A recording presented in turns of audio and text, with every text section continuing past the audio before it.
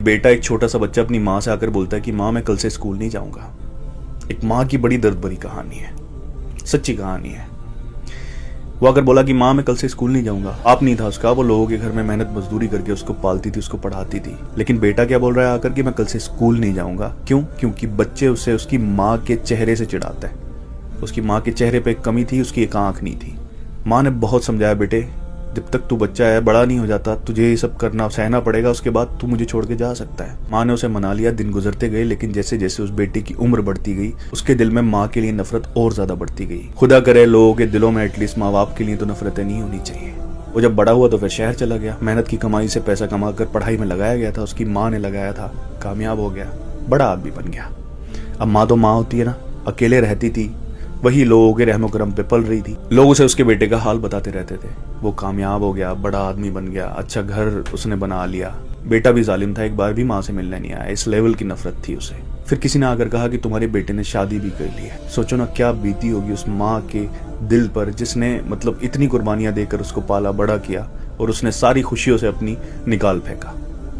फिर हद तो तब हुई जब किसी ने कहा कि तुम्हारा पोता पैदा हुआ है। अब माँ से नहीं रहा गया। अब वो अपने बेटे का बचपन देखना चाहती थी। पता लिखवाया और निकल गई शहर के लिए।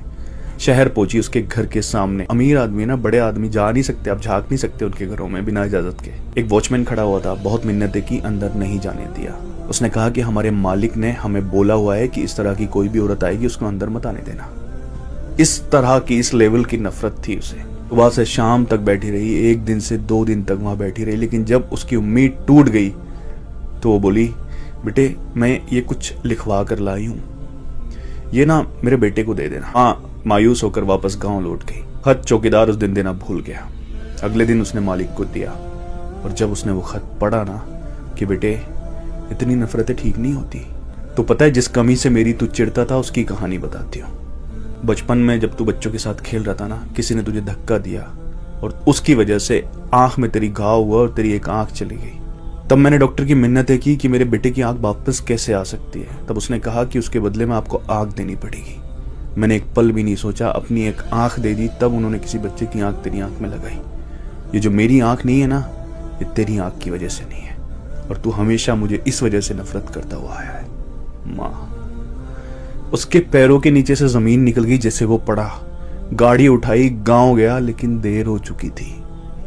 अब माँ नहीं मिलेगी, माँ की मैयत मिलेगी। और इतना बड़ा सदमा दे दिया कि घर के नौकरों को भी बोलता है कि इस औरत को अंदर मत आने देना। अब कोई फायदा नहीं था, रख वो दौलतें, रख वो नफरतें अपने पास, क्योंकि माँ तो जा चुकी थी। पूरी दुनिया उसके मुंह पर थूक रही थी।